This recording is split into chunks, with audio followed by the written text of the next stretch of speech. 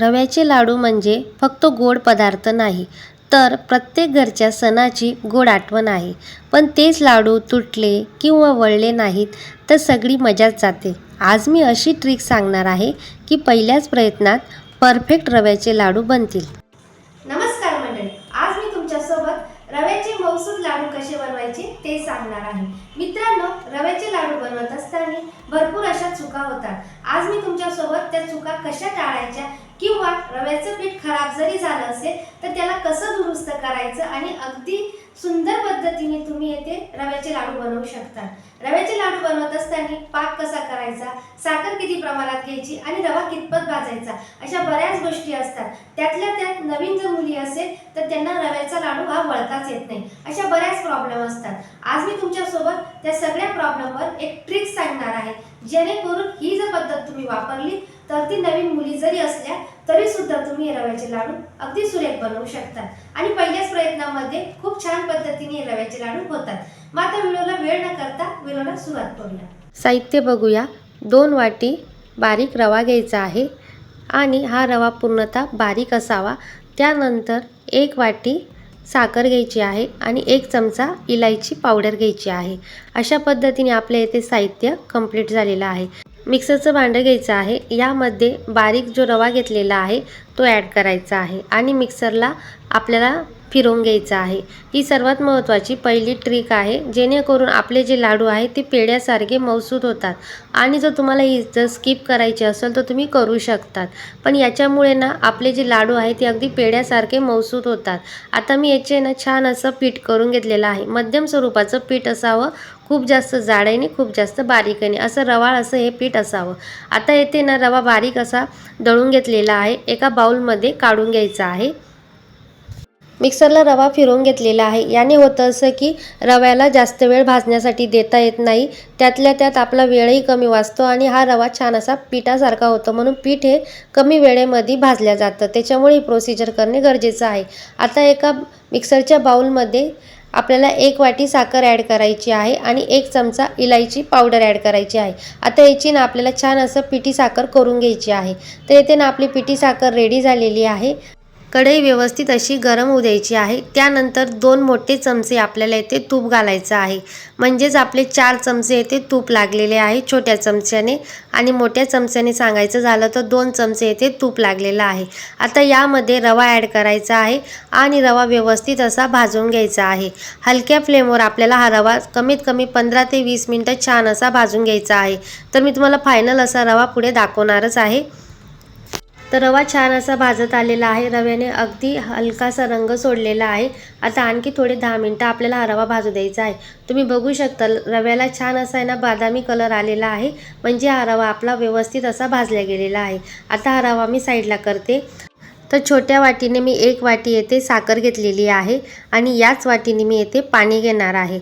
आणि आता आपल्याला येथे ना हा पाक करून घ्यायचा आहे, पण पाक आपल्याला चिपचिपा हवा आहे.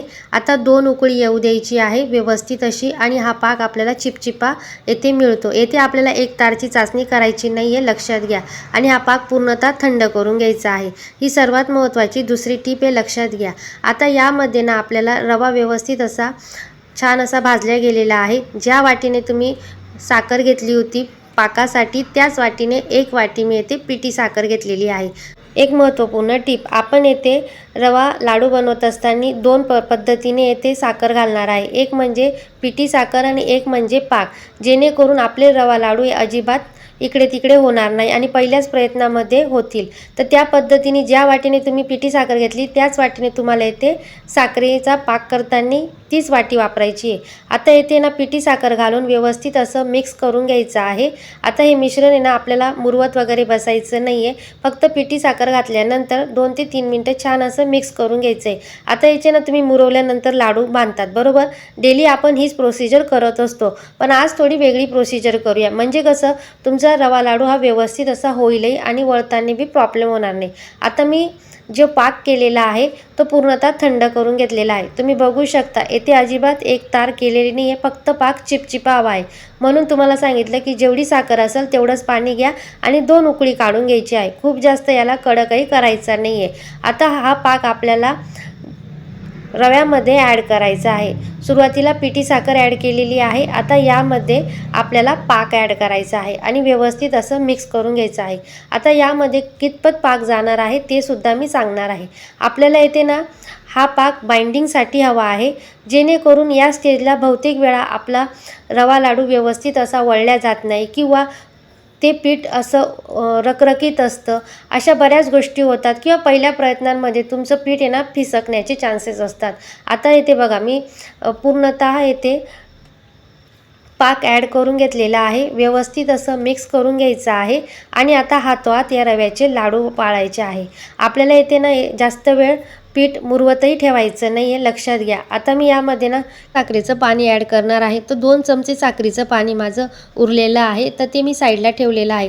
आणि जेव्हा आपण लाडू वळतो ना तर पीठ थोडंसं थंड होतं, तर त्यावेळेस आहे ना ते साखरेचं पाणी ॲड करायचं आणि पिठाच्या छान अशा गाठी मोडून घ्यायच्या।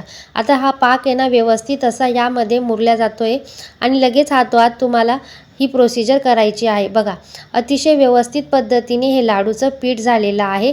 आणि तुम्हाला जर शंका असेल की हे लाडूचं पीठ जास्त वेळ जर ठेवलं तर लाडू कसा होईल, तर हा लाडू आहे ना सुरुवातीला नरम वाटतं तुम्हाला, पण अगदी 15 ते 20 मिनिटांमध्ये ना हा लाडू वरतून असा कोरडा कोरडा होत जातो आणि आतून मऊसूत राहतो। असा हा लाडूचा प्रकार आहे। आणि तुम्ही जर प्रवासात जरी नेला तर हा लाडू तुटणार नाही, फुटणार नाही, वरतून कडक आणि आतून मऊसूत असा हा लाडूचा प्रकार होतो। आणि जर पीठ आपलं जर बिघडलंही तर तुम्ही या पद्धतीने पाक ॲड करू शकता। तर 2 चमचे पाक माझा इथं उरलेला आहे, तो मी साईडला ठेवते। आता हे पीठ आहे ना व्यवस्थित असं मिक्स केलेलं आहे।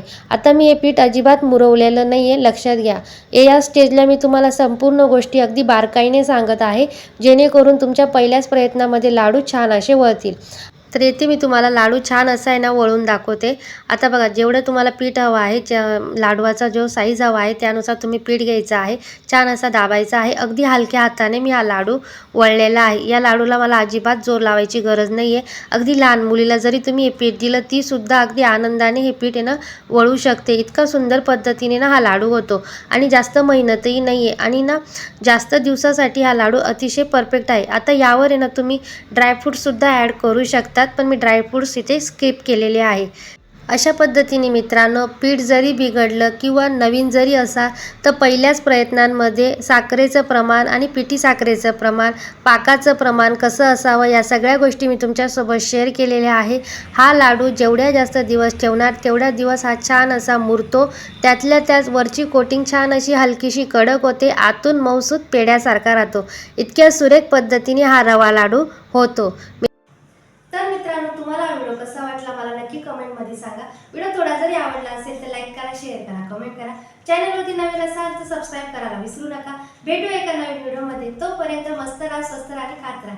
धन्यवाद। रामकृष्ण हरी।